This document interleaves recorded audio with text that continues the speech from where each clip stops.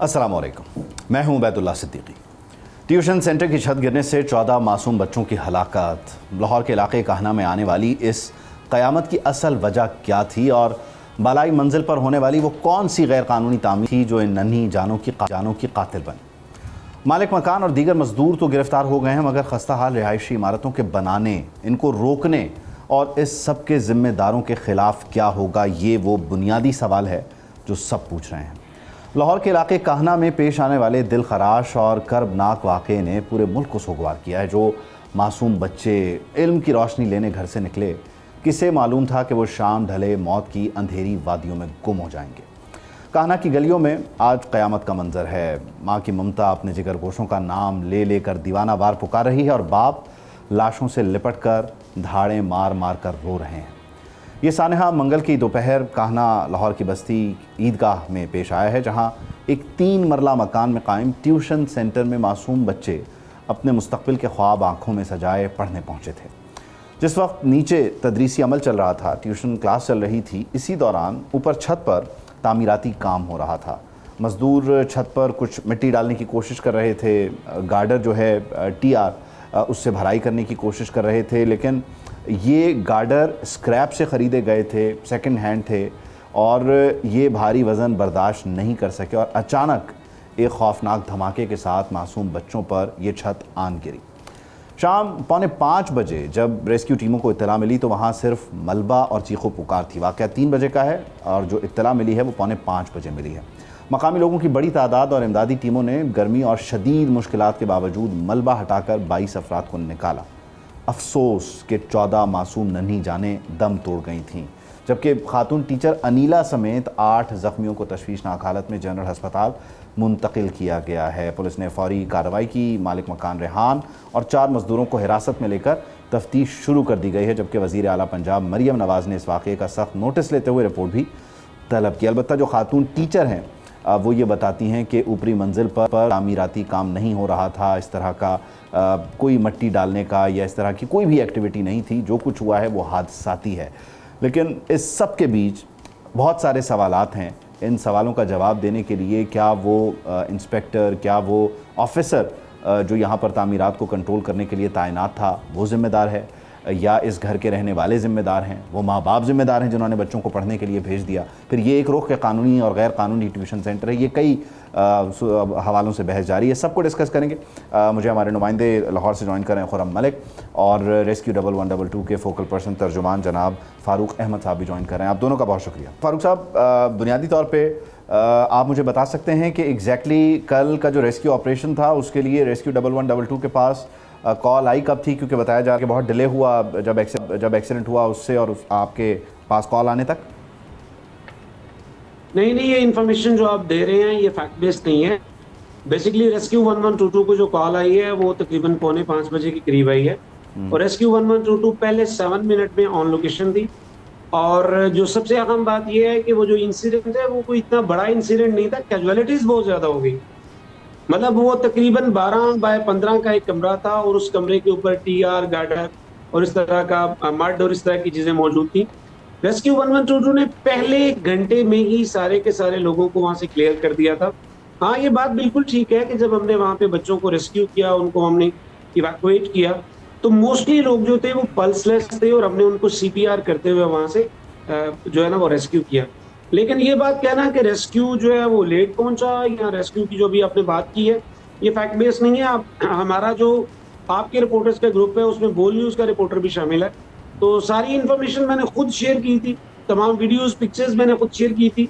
Then how is it possible कि भी rescue नहीं, बुनियादी तौर पर बात ये नहीं हो रही कि आप लेट पहुंचे। बुनियादी तौर पर बात ये हो रही है कि हादसा 3 बजे का है और रेस्क्यू को कॉल ही 4:45 बजे की गई है, तो ये बहुत डिले रहा। मतलब कॉल आने में डिले हुआ, आपका रिस्पॉन्स टाइम पे तो अभी हम बात ही नहीं कर रहे।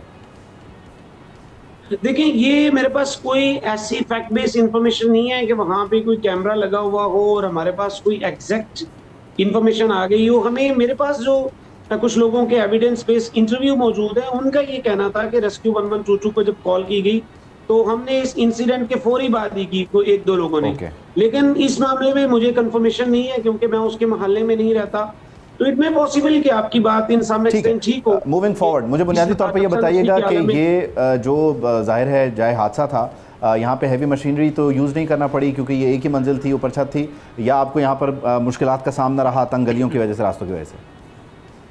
देखिए, मैं आपको गुजारिश करता हूँ कि रेस्क्यू 1122 लाहौर के 23 रेस्क्यू स्टेशन हैं जो स्ट्रेटेजिकली मुख्तलिफ लाहौर के मुख्तलिफ एरियाज में बनाए गए हैं, और उनका मकसद ये है कि हर एरिया में हम बर वक्त रिस्पॉन्स कर सकें। तो जो काना के करीब तरीन स्टेशन था, जब कंट्रोल रूम में कॉल आई है तो वहां से रेस्क्यू टीमों को मूव करवाया गया। लेकिन ये जो इंसिडेंट था, इसके लिए कोई special breaching tool, cutting tool, कोई इस तरह के इक्विपमेंट की जरूरत नहीं थी। हमने जब वहां पे रिस्पॉन्ड किया तो वहां पे टीआर की छत थी जो कि गिरी हुई थी, उसमें कुछ मड था और कुछ टाइलें थी। तो सबसे जो बड़ा मसला हुआ, अगर आप जरा ज़हन में लेके आए 7 साल से 12 साल के बच्चों के दरमियान लोगों को, तो उनका स्केलेटन बड़ा कमजोर होता है। आप जरा सोचे ना, 10 साल का एक बच्चा हो, उसके सर के ऊपर 2 किलो का वेट गिर जाए तो उसकी क्या सिचुएशन हो सकती है। तो सबसे बड़ा मसला ये हुआ कि उन बच्चों के जो स्केलेटन है, मासूम बच्चे होते हैं, फूलों जैसे होते हैं, उनके ऊपर जब वजन पड़ा तो उनका स्केलेटन बहुत बुरी तरह से इफेक्ट हो गया, और उनके जो वाइटल ऑर्गन है, जो रिब केज है, जो स्कल है, और खास तौर पे जब बच्चे बैठे होते हैं तो उनका स्कल जो है वो टुवर्ड्स अपसाइड होता है। तो जब ऊपर से वो चीजें गिरी हैं तो वो सीधा उनका स्कल डैमेज हुआ है, कुछ लोगों की सर्वाइकल स्पाइन डैमेज हुई है, कुछ लोगों के रिब केज और वाइटल ऑर्गन डैमेज हुए हैं। यही वजह है कि वहाँ के कैजुअलिटी रेट ज्यादा है। और इसके अलावा एक और बात कि वो बच्चे बहुत मासूम थे और छोटे बच्चे थे, उनका बहुत जल्द दम घुटा और वो उनको ये सारी की सारी चीजों को फेस करना पड़ा। मैं अपने तजर्बे की बुनियाद पे कहता हूँ कि जितना लोड था, अगर यहाँ पे एडल्ट्स होते, उनकी उम्र ज्यादा होती, उनके स्केलेटन स्ट्रांग होते, तो शायद इतनी कैजुअलिटीज नहीं होती। अच्छा, आप ये बता सकते हैं कि कितने बच्चे ऐसे थे कि जो बुनियादी तौर पर जिनके स्केलेटन जो है वो डायरेक्टली मुतासर हुए, कितने ऐसे थे कि जिनकी स्पाइन या रिब केज वगैरह जो है मुतासर हुए? कोई नंबर है आपके पास? देखिए, मैं आपको बता रहा हूँ कि जिन 19 बच्चों को हमने वहां से शिफ्ट किया, जिनमें 2-4 एडल्ट भी शामिल थे, उनको वाइटल इंजरीज थी। ये तो बायोप्सी हो या कोई इस तरह की चीज हो तो फिर पता चलता है, और डॉक्टर्स ने भी बात इसको कंफर्म किया है कि मोस्टली बच्चों को वाइटल इंजरी थी। वाइटल इंजरीज हम उनको कहते हैं जिसमें उनकी हेड इंजरी हुई हो, जिसमें उनका स्केलेटन उड़ गया हो, जिसके अंदर वाइटल ऑर्गन्स रहते हैं, ये उड़े हैं। और इसके अलावा जो दम घुटना है, ये 2 सबसे बड़ी कॉज बनी है कि बच्चों के दम घुटे हैं, और वो क्योंकि बच्चे बड़े मासूम थे, उनकी रेजिस्टेंस उस लेवल की नहीं थी, इस वजह से कैजुअलिटीज ज्यादा बढ़ गई हैं। और जब हमने वहां से शिफ्ट किया, मैंने इवन मीडिया को उसी वक्त बताया था कि 8 से 10 ऐसे बच्चे हैं जिनको हमने पल्सलेस वहां से निकाला और हमने सीपीआर करते हुए उनको शिफ्ट किया। ठीक है, बहुत शुक्रिया फ़ारूक अहमद साहब हमारे साथ फॉर जॉइनिंग अस। खुरम हमारे साथ हैं। खुरम, बुनियादी तौर पे ये कल वज़ीर इत्तलात की गुफ्तगू भी हम सुन रहे थे, उन्होंने कहा बहुत सारे लोग जहाँ उन्हें सर छुपाने की जगह मिलती है वो बैठ जाते हैं। ये काहना का इलाका ये एलडीए की ही जुरिस्डिक्शन में आता है, यहाँ पे उन्होंने ही मेक श्योर करना था, या ये कोई कच्ची आबादी है कि जहाँ पर जिसका जहाँ दिल किया उसने छत डाल ली? एग्जैक्टली ये मामला है किसका? बिल्कुल उबैद, ये इंतहाई अफसोसनाक वाक़या है। 14 बच्चों की जानें जो हैं वो कल चली गई हैं, ज़ाया हो गई हैं, और अब जो इंतज़ामिया है वो हरकत में आती है। हमने हमेशा जो बिलखसूस लाहौर में जो भी वाक़यात सूबे पंजाब में होते हैं, हमने देखा यही है इनकी प्रैक्टिस। जब वाक़या हो जाता है, हादसा हो जाता है, उसके बाद तमाम अदारे जो है वो हरकत में आते हैं। ये निस्तर जोन का इलाका था। ये जो असिस्टेंट कमिश्नर निस्तर के अंदर जो इन्फोर्समेंट की टीमें हैं, वो तमाम इंस्पेक्टर वहाँ पर मौजूद होते हैं। जो इलाके वहाँ पर घर बनाए जाते हैं उनको जो है वो एनओसी जारी करते हैं, लेकिन वहाँ पर बेहंगम तरीके से जो है वो घर बने हुए दिखाई दिए हैं। जिसका दिल किया है उसने गेट बाहर निकाल लिए, जिसका दिल किया है उसने एक दीवार जो है वो एक्स्ट्रा बना ली है, क्योंकि जब हम जाए वहाँ पर पहुँचे तो वहाँ पर सिचुएशन यही थी, हर घर का हाल था। लेकिन अब जब ये हादसा पेश आया है, 14 बच्चों की जानें जो हैं वो चली गई हैं, उसके बाद जो है इन्फोर्समेंट इंस्पेक्टर जो मुतलका वहाँ के हैं, काशिफ असलम उनका नाम है, वो सामने आते हैं। उनकी मदीयत में एक एफआईआर जो है वो दर्ज की जाती है। जो घर के मालिकान हैं उनको कल पुलिस की जानिब से जो वो अरेस्ट कर लिया गया था। जो अमीला टीचर हैं उनका खावंद और उनके जो भाई हैं उनको अरेस्ट करने के बाद, लेकिन खातून तो ये कहती हैं कि यहाँ पर ऐसा कोई काम नहीं हो रहा था, छत पे यानी मिट्टी नहीं पड़ी हुई थी, हम कोई छत को दुरुस्त करने के लिए काम नहीं कर रहे थे। खातून टीचर तो ये बताती हैं। बिल्कुल जी, खातून का बयान जो है वो बरअक्स है, जबकि जब कल पुलिस की जानिब से जो है ये बयान भी जारी किया गया और जो तमाम वहाँ पर ऐनी शाहिद थे उनकी जानिब से भी यही बताया जा रहा था कि छत पर तामीराती काम किया जा रहा था, क्योंकि बारिश पिछले दिनों में लाहौर में काफ़ी ज़्यादा रही, जिसकी वजह से टीआर गार्डर की मिट्टी और सीमेंट की तादाद जो है वो कम हो रही थी। तो उसके ऊपर मिस्त्री जो है वो काम कर रहे थे और मिस्त्री के साथ साथ जो बिल्कुल जी, ये 3 भाई छत पर मौजूद थे जिनका घर था और एक मिस्त्री उमैर इनके साथ मौजूद था। जो एफआईआर दर्ज की गई है उसमें ये लिखा भी गया है और जो वहाँ पर डीआईजी ऑपरेशन फैसल कामरान पहुँचे थे उनकी जानिब से ये बयान भी दिया गया था कि मिस्त्री छत से जो है वो काम कर रहा था। जब ये छत गिरी है तो मिस्त्री भी नीचे गिरा है, जिसकी वजह से, लेकिन जाहिर है मिस्त्री भी मुतासर हुआ है, वो उससे भी कोई इंजरी हुई है? बिल्कुल कोई मुतासर नहीं हुआ, ना ही किसी को चोट आई है। जैसे छत नीचे गिरी है, क्योंकि वो मलबे के ऊपर थे, वो अपने आप को उन्होंने खुद रेस्क्यू किया और पूरी तौर पर बाहर निकले। लेकिन जब ये छत गिरती है, फौरी तौर पर जो अहले इलाका है, इलाका मकीन है, उनकी जानिब से जो है वो वहाँ पर रेस्क्यू ऑपरेशन किया जाता है। उसके बाद रेस्क्यू को इत्तला दी जाती है। तकरीबन 4:45 बजे का रेस्क्यू को कॉल मसूल होती है और 5:15 से पहले जो है वो रेस्क्यू की टीमें वहाँ पर आप कह रहे हैं मकामी लोगों ने अपनी मदद आपके तहत रेस्क्यू ऑपरेशन शुरू किया, तो जब रेस्क्यू आए वो कहते हैं 19 लोगों को उन्होंने निकाला। एग्जैक्टली मकामी लोगों ने कितने लोगों को रेस्क्यू किया और रेस्क्यू 112 ने कितने लोग निकाले? बिल्कुल जी, 22 लोगों को जो है वो रेस्क्यू की जानिब से जो है वो रेस्क्यू किया गया है, जिनमें 14 जो है वो एक्सपायर्ड थे और 6 ये बताया जा रहा था कि जिन्हें करीबी अस्पताल मुंतकिल किया गया था। 2 उस तरह के थे जो मामूली ज़ख्मी थे, उन्हें वहीं जो है वो थोड़ी खराशें आई थी, उनको वहीं स्टे कर दिया था। लेकिन रेस्क्यू आने से पहले वहाँ पर 25 से ज़ायद बच्चे बताए जा रहे थे जो रेस्क्यू, जैसे ज़ाहिर है साथ साथ छोटी छोटी तंग गलियाँ थी और वहीं के बच्चे जो है इस अकेडमी में पढ़ रहे थे। तो मोहल्लेदारों को जैसे ही पता लगा, जो लवाकिनों ने पता लगा, वो फौरी तौर पर अकेडमी की तरफ लपके और उन्होंने अपने प्यारों की तलाश शुरू कर दी। जो बच्चे ऊपर थे वो अपने बच्चों को जो है वो बचाने में कामयाब हो गए। जो वहाँ पर ही घरों के अंदर कहियाँ मौजूद थी, वो तमाम अहले इलाका ने अपनी कहियाँ जो है वो निकाल ली और कहियों से जो है मलबा साइड पर। मुझे ये बताइए कि जितने लोग मुतासिर हुए, खासतौर पर जिन 14 बच्चों की यहाँ पर मौत हुई है, ज़ाहिर है एक हादसा है, उनके वालिदैन बिल्कुल जी, एक घर के वो कार्रवाई चाहते हैं, वो जो एफआईआर हुई है उससे मुतमईन हैं, उसमें मज़ीद दफ़ात का इजाफा चाहते हैं, क्या एग्जैक्टली उनका मौक़िफ़ है?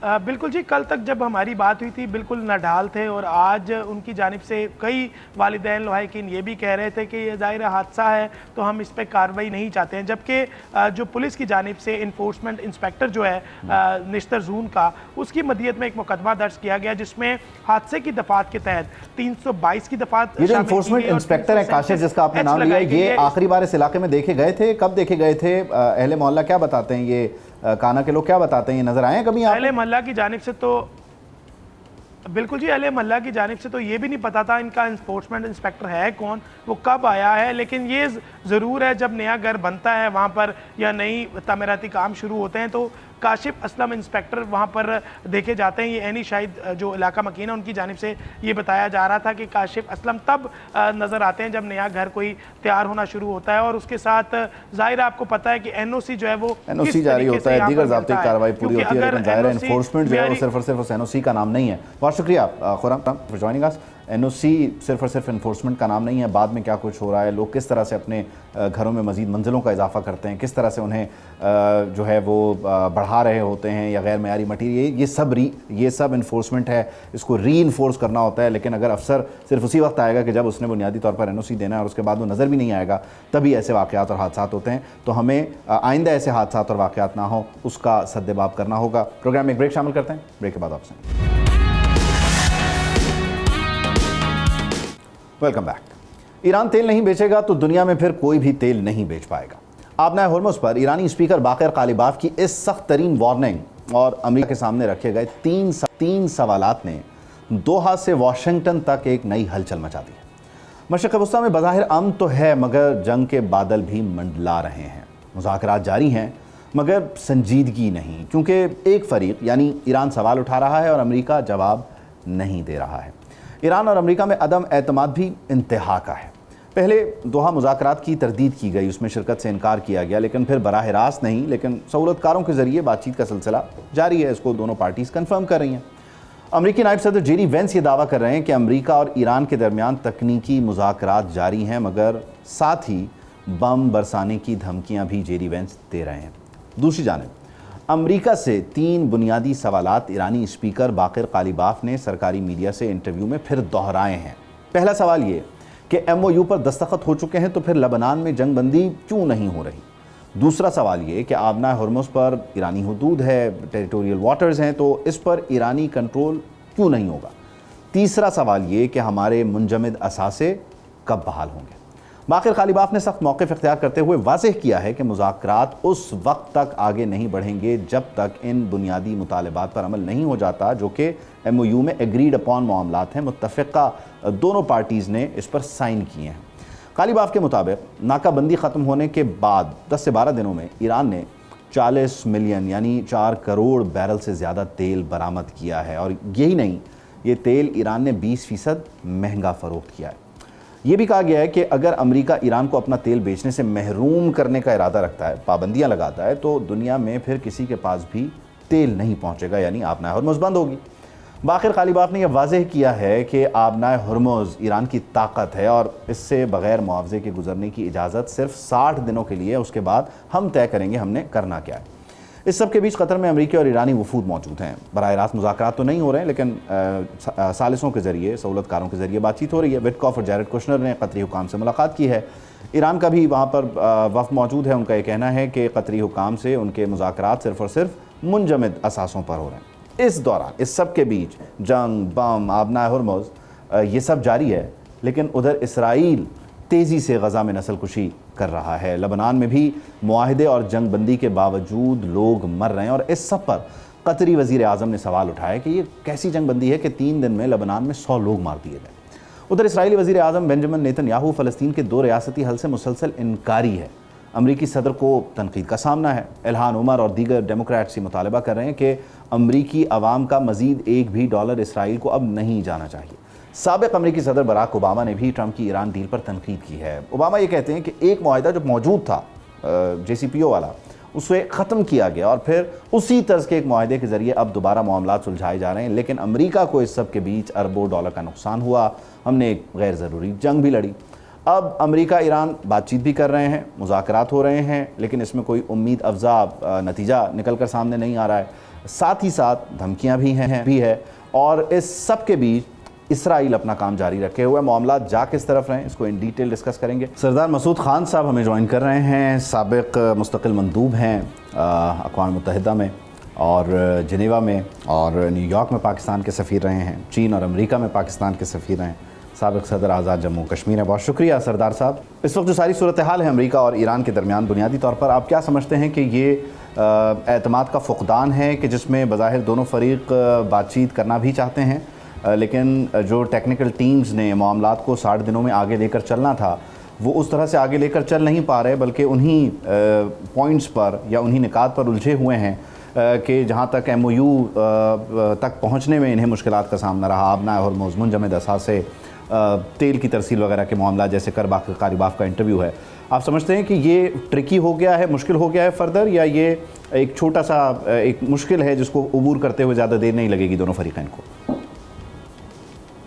मैं समझता हूँ कि ये छोटा सा एक मुश्किल मोड़ है, लेकिन उसके बाद जो है दोनों फरीक़ैन चाहते हैं कि एक मुआहदा हो जाए।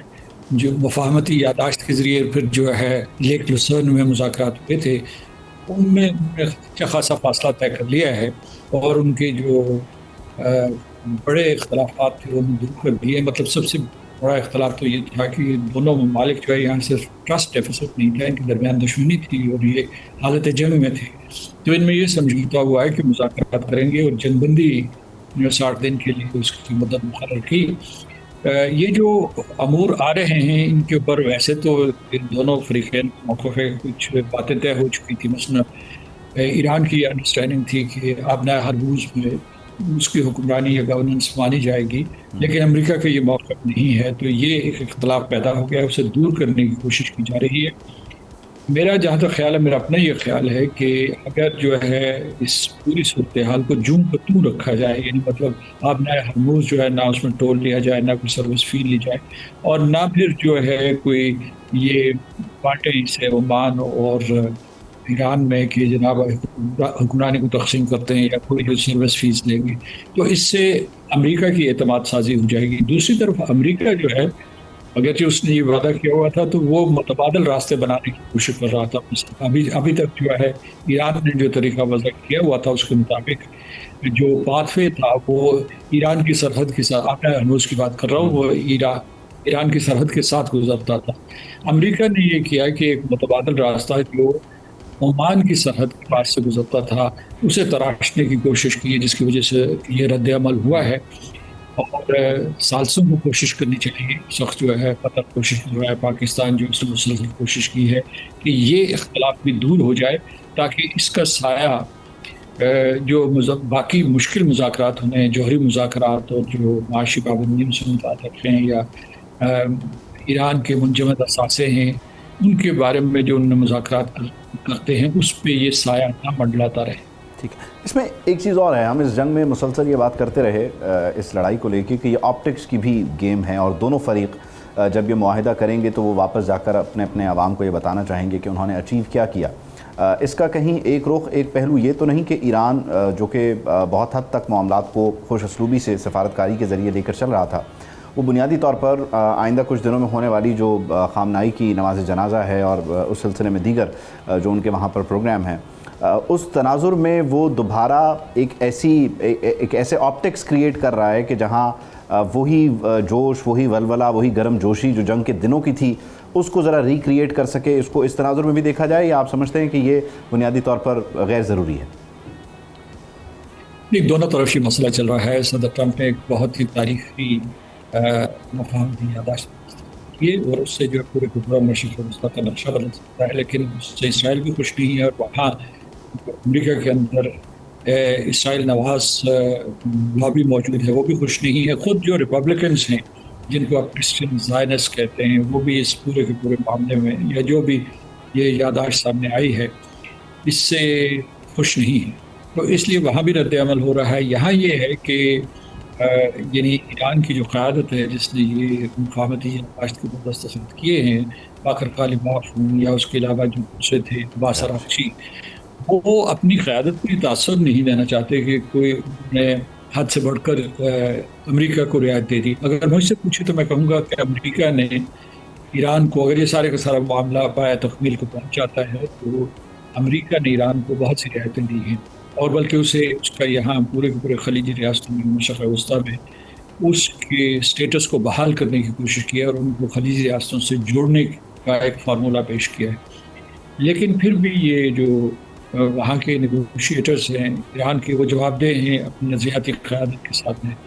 तो रहबर आला है, सुप्रीम नेशनल सिक्योरिटी काउंसिल है, पासदारान इंक़लाब हैं, ख़ातमुल अंबिया वोटर्स हैं, तो वहाँ सियासी सेंटर्स के अलावा कई वहाँ मुख्तलिफ सेक्टर्स मौजूद हैं और हर मुआशरे में कोई ना कोई सियासी कशमकश जारी रहती है। ये जंग है, अगरचे ईरान वो जाने में ये दावा करने में कि उन्होंने इतने दो बड़े हमले, दो बड़े मुल्कों के बड़े हमलों को सहा है, जज्ब किया है, लेकिन उसके बावजूद जो है जंग के बाद कुछ इस किस्म की तनकीद का सिलसिला शुरू हो जाता है। तो आपने सही इसकी तशरीह की कि जो नजश करबला में तदफीन का जो किया जा रहा है, मैंने जो आखिरी खबर पढ़ी थी, तो उसे एक बहुत इलामती शक्ल दी जा रही है, न सिर्फ ईरान के लोगों के लिए बल्कि जो शिया मसलक के लोग हैं उनके लिए, फिर जो मुसलमान हैं सारे की उम्मत मुस्लिमा के लिए एक बहुत बड़ी इसकी इलामती हैसियत, ज़ाहिर है वो एक ऑप्टिक वैल्यू रखती है। अच्छा, इसमें एक चीज़ और भी है सरदार साहब, बुनियादी तौर पे जो फ्रेमवर्क एग्रीमेंट हुआ है इसराइल और लेबनान के दरमियान, उसको लेकर ठीक है बहुत सारे सवालात मौजूद हैं। कतरी वज़ीर आज़म भी उस पर तनकीद करें कि ये कैसा मुआहिदा है कि 3 दिनों में 100 लोग मार दिए। लेकिन ईरान का जो एम्फेसिस है वो बुनियादी तौर पर इस सब से एक्सक्लूड होने पर है। कल बाकर कालीबाफ ने यह भी कहा कि जो हमने एक कमेटी बनानी थी वो अमेरिका, लेबनान और हमारे दरमियान मामलात को लेकर चलेगी। आप समझते हैं कि यहाँ एक्सक्लूड किए जाने को, यानी हिजबुल्लाह माइनस एनी नेगोशिएशन को ईरान जो है वो किसी सूरत कबूल करने के लिए तैयार नहीं है, और लेबनान की हुकूमत जो है वो हिजबुल्लाह और ईरान की जो मुदाखलत है उसे कबूल करने को तैयार नहीं है। यहाँ भी मामला बहुत पेचीदा है। जी बिल्कुल दुरुस्त आपने कहा। उसकी एक वजह यह है कि जो लबनान और इसराइल के जब मुज़ाकरात होते हैं, अगर उसमें से हिजबुल्लाह को खारिज कर दिया जाए तो इसका मतलब है कि एक अहम फरीक को आप खारिज कर रहे हैं। यानी उनका असर रसूख न सिर्फ सदर लेबनान में है बल्कि उसके पूरे के पूरे लेबनान की सियासत के ऊपर हिजबुल्लाह असरअंदाज होता है। तो और जो अजीब फार्मूला बन रहा था अमेरिका में मुज़ाकरात हो रहे थे, उसमें ये कहा जा रहा था कि जो काबिज़ फ़ौजें हैं तो अपनी जगह पे रहें, यानी इसराइल तकरीबन उसके 600 मुरबा किलोमीटर के इलाके के ऊपर काबिज़ है और 2000 मुरबा किलोमीटर के ऊपर उसके ऑपरेशन जारी हैं, उससे भी बल्कि ऊपर शुमाल की तरफ। तो लेकिन इनको हिजबुल्लाह को कहा जा रहा था कि वो इनखला करें, यानी जिन जनूबी लबनान से अपने तमाम जो लोग हैं या जो उसके बाद जो उनके असासे हैं उनको वहाँ से खाली करें। तो ये ज़ाहिर है कि हिजबुल्लाह के लिए नामुमकिन था। जहाँ भी किसी किस्म का इस किस्म का कब्ज़ा होगा, बैरूनी कब्ज़ा होगा, मुज़ाहमत तो होगी। ईरान जो है वो हिजबुल्लाह को छोड़ने के लिए तैयार नहीं है, उसका इलाकाई हलीफ है। और इसी तरीके से अब जो है जो मार्को रूबियो आए थे उन्होंने बल्कि शराइत का इजाफा करना शुरू कर दिया। उन्होंने अभी खलीजी रियासतों से दौरा किया था तो उन्होंने उस फहरिस्त में शामिल कर लिया था कि जिनको ख़त्म करना है। उसमें उन्होंने हुथीज़ को, हिजबुल्लाह, हमास और इराकी मिलिशियास को भी शामिल कर लिया था। तो इसका मतलब ये है कि वो जो इसराइल की पुरानी तजवीज़ थी कि इन तमाम इस पूरे इलाकाई हलीफों को डिसमेंटल किया जाए, उसे दोबारा से रिवाइव किया गया। तो ये एक रुकावट रहेगी। ये बल्कि ये जो आपने हरमुज से बड़ी रुकावट इसराइल की तरफ से जो मुखालफत है वो रहेगी। इसराइल का न सिर्फ यहाँ राह रास्त खत्ते में बड़ा असर और रसूख है, अपने खलीजी रियासतों में बड़े ताल्लुकात बना लिए हैं इब्राहिम अकॉर्ड्स की वजह से, लेकिन बल्कि उससे बढ़ के अमरीका के अंदर उनका बहुत असर और रसूख है और वो उसके भरपूर तरीके से इस्तेमाल करने की कोशिश करते हैं। ठीक है, बहुत शुक्रिया Sardar Masood Sahab, thank you for joining. Programme में एक ब्रेक शामिल करते हैं, ब्रेक के बाद वापस आएंगे। Welcome back. मोबाइल फ़ोन ख़रीदने वालों के लिए अच्छी खबर यह है कि आज से मोबाइल फ़ोन सस्ते हो गए हैं। कीमतों में 14,000 रुपये तक की नुमाया कमी। नॉन PTA फ़ोन्स अब किस्तों पर रजिस्टर होंगे और रेगुलेटरी ड्यूटी में 20% की एक बड़ी कटौती हो चुकी है। वफाकी हुकूमत ने नए बजट में दरामदी मोबाइल फ़ोन्स पर आयद रेगुलेटरी ड्यूटी में पूरे 20% कमी की है, जिसका नफाज 1 जुलाई 2026 यानी आज से हो गया है। इस फैसले के बाद अब हाई एंड और महंगे दरामदी फ़ोन्स की कीमतों में फ़ी डिवाइस 10,000 से लेकर 14,000 रुपये तक की नुमाया कमी मुतवक्के है। अगरचे मुल्क में 95% फ़ोन्स मकामी तौर पर असेंबल होते हैं और सिर्फ 5% ही दरामद किए जाते हैं, लेकिन गुज़श्ता एक साल में मोबाइल फ़ोन्स की दरामदात 6,40,000 से 61% बढ़कर अब 10,40,000 यूनिट्स तक जा पहुंची है, जिसकी मालियत में 137% का भारी इजाफा रिकॉर्ड किया गया है। चेयरमैन FBR राशिद महमूद लंगड़ियाल के मुताबिक मोबाइल फ़ोन्स पर वसूल किए जाने वाले टैक्सेस 136% इजाफे के साथ 36 अरब 90 करोड़ रुपए तक पहुंच चुके हैं। और दिलचस्प बात यह है कि $500 से ज़ायद मालियत के फ्लैगशिप फ़ोन की जो दरामदात हैं वो महज सिर्फ और सिर्फ 16% हैं। कुल दरामदात का ये 16% बनता है, मगर मजमूई टैक्स आमदन का 58 यानी 21 अरब 60 करोड़ रुपए अकेले इन पर टैक्सेस से इकट्ठे होते हैं।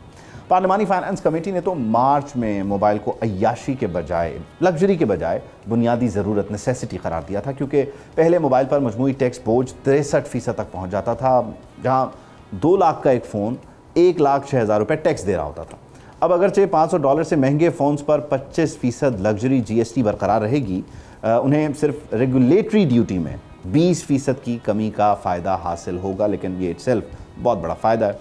200 से 300 अमरीकी डॉलर वाले जो दरमियानी दर्जे के सबसे ज़्यादा फ़रोख्त होने वाले मोबाइल फ़ोन्स हैं, उनके लिए खुसूसी रियायत मंजूर कर ली गई है, जिससे हुकूमत को 1 अरब रुपए का फ़र्क तो पड़ेगा, लेकिन हुकूमत ये रिलीफ आवाम को देना चाहती है।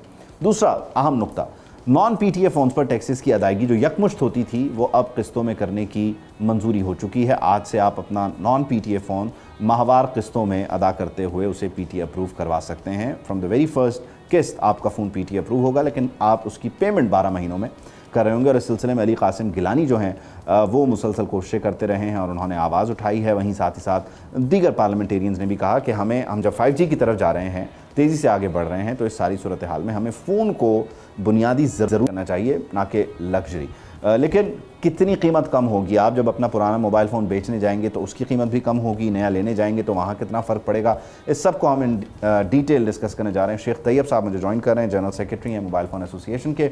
बहुत शुक्रिया शेख तैयब साहब, thank you for joining us. इस वक्त जो नया बजट है, नया माली साल है, वो शुरू हो गया, टैक्सेस कम हो गए, रेगुलेटरी ड्यूटी वगैरह में रिलीफ है। बुनियादी तौर पे एक आम सारिफ जो मोबाइल लेने आता है, नया फ़ोन लेट्स से, उसका बजट था 40-45 हज़ार या 50 हज़ार का, तो अब उसे कितना रिलीफ मिल जाएगा? यानी इस 50 हज़ार पे उसे आप क्या समझते हैं कि मार्केट अब कहाँ जाके जो है वो फ़ोन ऑफ़र कर रही होगी? वही फ़ोन जो 50 हज़ार का पहले था अब कम होके कहाँ तक हो जाएगा एग्जैक्टली?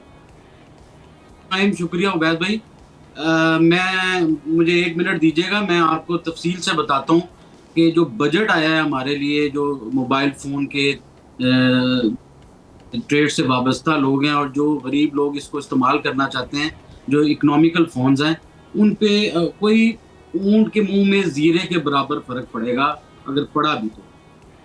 ये सिर्फ आरडी जो रेगुलेटरी ड्यूटी होती है उसमें 20% इन्होंने कमी की है। जो 22,000 रुपया फ़ोन पे इन्होंने फ़िक्स अमाउंट रखी हुई है, वो 17,800 पे आ जाएगी, और इसके अलावा कोई फ़र्क नहीं पड़ा। और जो इंटरनेशनल मार्केट में जो इस वक्त तेज़ी आ रही है, जो चिप सेट होता है फ़ोन के अंदर, वो उसकी कीमत बहुत ज़्यादा बढ़ गई है।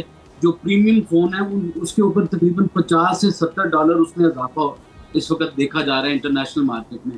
उसका इम्पैक्ट तमाम फ़ोन्स पे आ रहा है। नीचे जो सैमसंग है और जो चाइनीज़ ब्रांड्स के फ़ोन हैं, सब पे आ रहा है। जो एक गरीब आदमी 25-30 हज़ार रुपया जेब में लेके आता था एक छोटा फ़ोन लेने के लिए, स्मार्टफोन लेने के लिए, उसको वो फ़ोन आज 45 हज़ार रुपये का मिल रहा है। और मेरी हुकाम बाला से ये गुजारिश है और ये उनसे दरख्वास्त है कि जो भी पीटीए के टैक्सेस हैं उसमें थोड़ा रिलीफ दें, ताकि लोग उसमें इसमें शेख तैयब साहब, बुनियादी तौर पे जो पीटीए के टैक्सेस हैं वो तो जो आपका दरामदी फ़ोन है जो आप इंपोर्ट कर रहे हैं, लेकर आ रहे हैं, उस पर आपको देना पड़ रहा है। एक जो लोकल असेंबल हो रहा है उस पर भी उसकी परसेंटेज बहुत ज़्यादा है। आप समझते हैं कि वहाँ गुंजाइश थी, वहाँ पैसे कम हो सकते थे?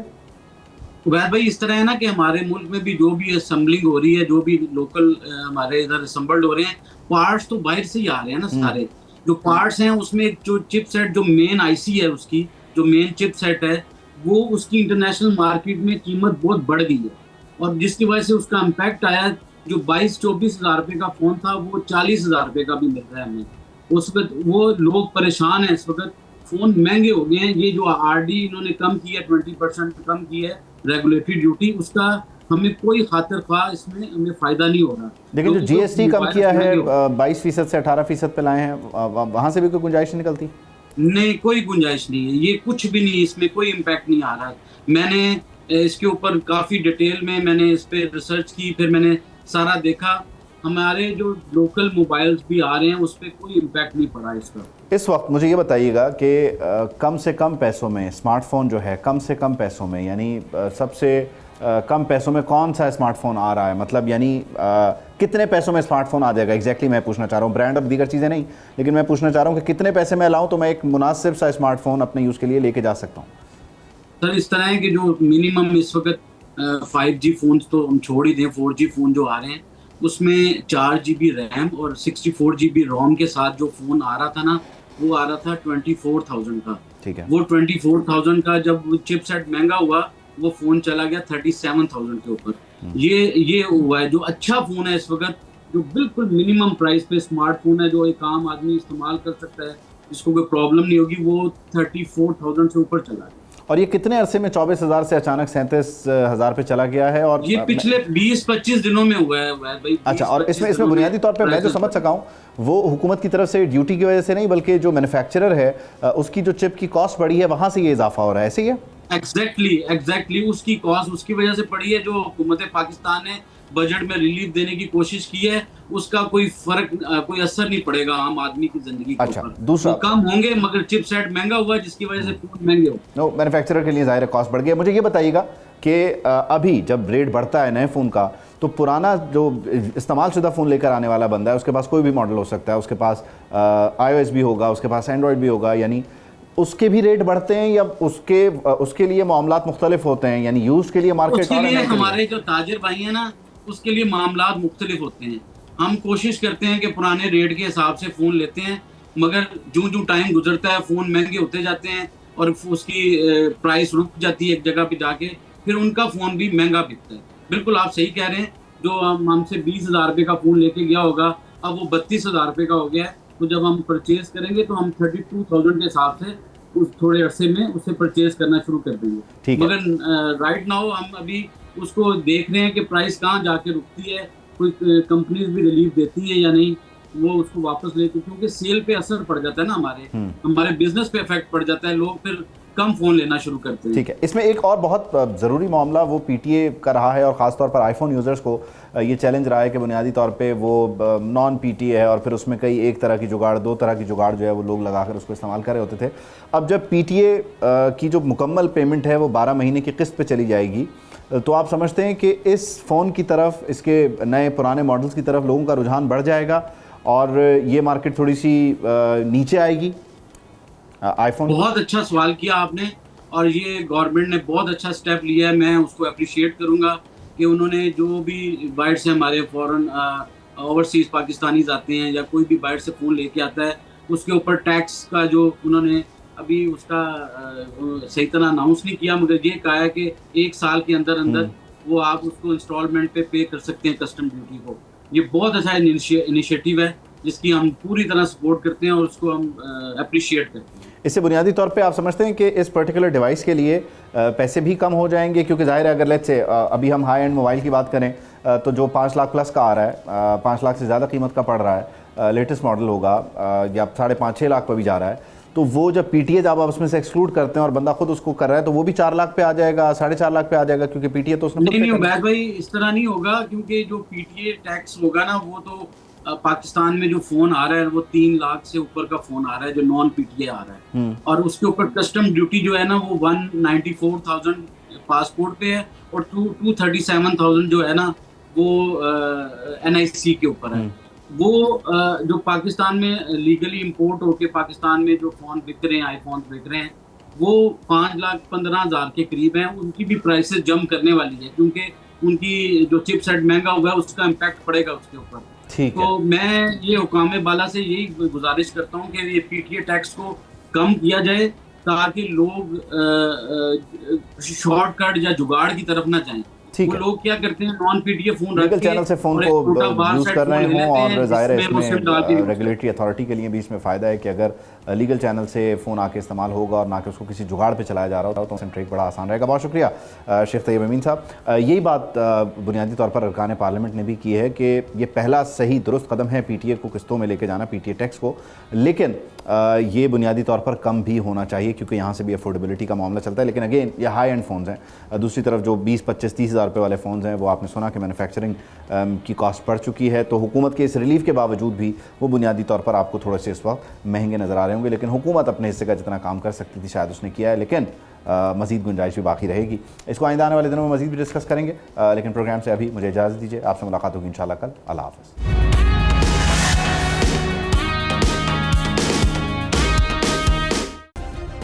सब्सक्राइब करें और बेल दबाएं ताकि कोई खबर रह न जाए।